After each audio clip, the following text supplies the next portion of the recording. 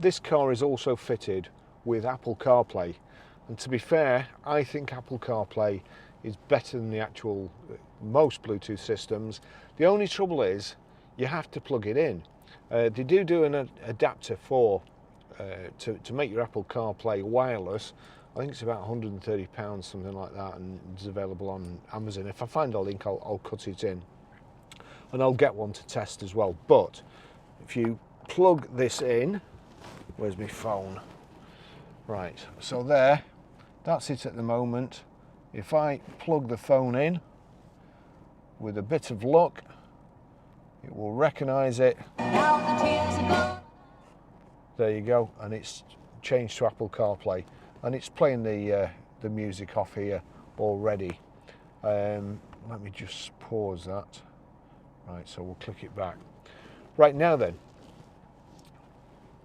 you don't have to pair it or anything, you just plug it in. That's the good thing. So from the phone, you can also use Siri, basically, which is great. So once you've got Apple CarPlay, you can basically use Siri.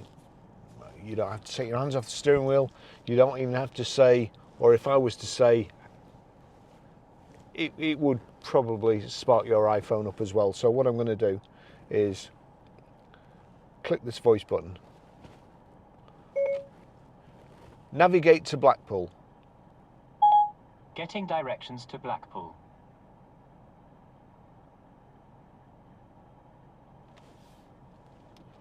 Go.